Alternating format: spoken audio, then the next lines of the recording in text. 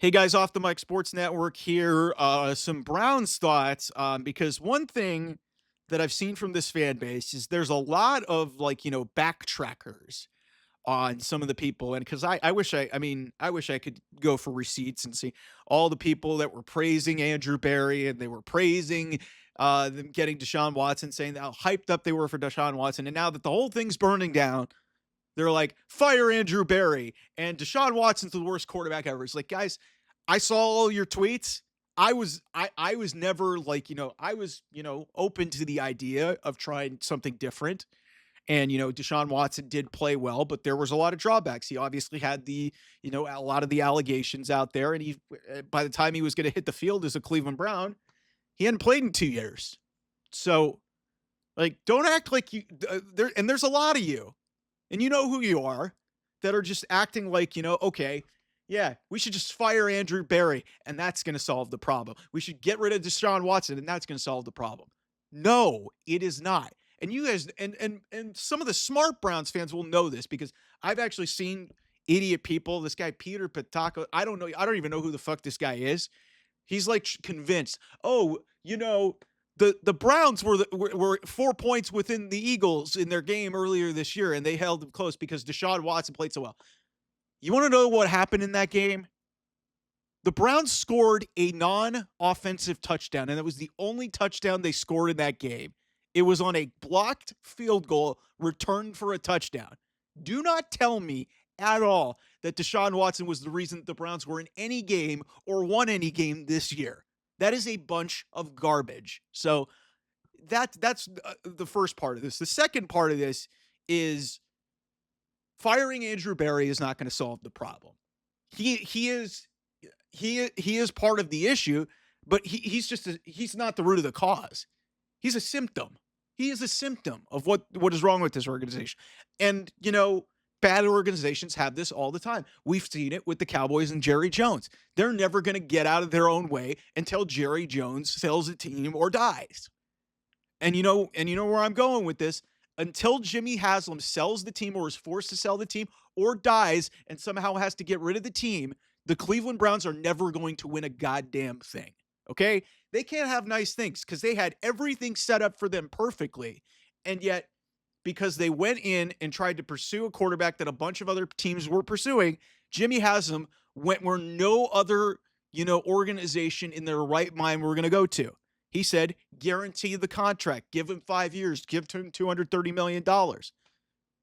You think that's Andrew Barry's fault? Yeah, he pursued him, but Andrew Barry didn't want to give him 5 years, $230 million and trade all of that draft capital. Firing Andrew Barry accomplishes nothing because then Jimmy Haslam is going to have to go hire somebody else who's going to bow down at the feet of him and is going to be a yes man. That's all this is. That's all this is. And until people get that through their head, like the Nick Carneses of the world and like all these Browns social media influencers who think that they can just change their opinion and act like what they said 3 years ago didn't happen.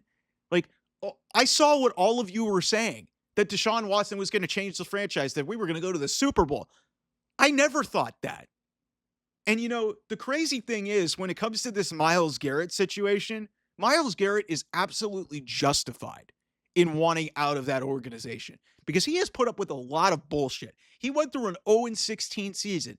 And then in 2022, 2023, and 2024, they went and double and triple down on Deshaun Watson, despite the evidence being there that this was not going to work. And because Joe Flacco saved this franchise last year, it created a mirage that somehow this was potentially going to be sustainable, and it wasn't. So him asking for a trade is 100% justified, and I am not mad at him at all.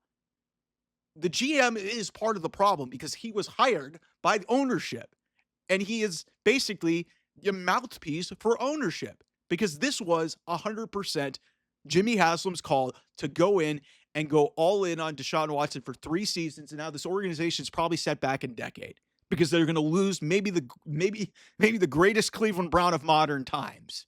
Really. Since I off the top of my head, yeah, you've got guys like Bernie Kosar from the Olden Brown days. Eric Metcalf and like some of these other names.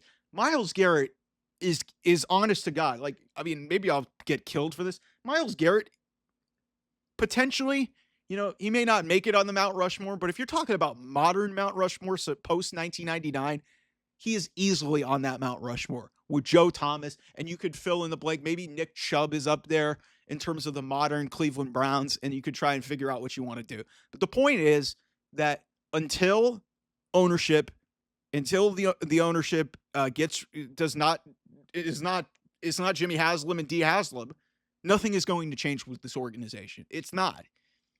You can fire the GM, you can fire the coach, you can do whatever the fuck you want. You could advocate for any of that.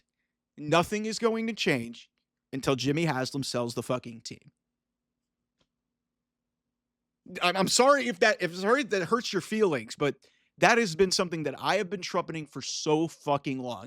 And to see so many of these Brown fans who have higher social media numbers and like, bigger subscribers and like a lot of, impressions on their social media platforms across anywhere, getting to say whatever the fuck they want and, getting paid for doing it. What frustrates me so much is they are completely misrepresenting this issue because one, Deshaun Watson was absolutely the reason why this organization is in a hole. And if you still think that he is a good quarterback, you're an idiot. Secondly, Myles Garrett is absolutely justified in wanting to get out of here. And some of that falls on Andrew Berry for not fielding a great team and not being able to draft players. But a lot of this also falls on the fact that they've been hamstrung for 3 years because their owner went all in on a quarterback where the evidence was there that this probably had a better, it was a stronger likelihood that this was going to fail. And I appreciate to some degree taking risks, but this was such a ridiculous risk that all of you who bought into it and are now backtracking, you look like fucking morons. Okay. So he needs to sell the team. Jimmy Haslam does.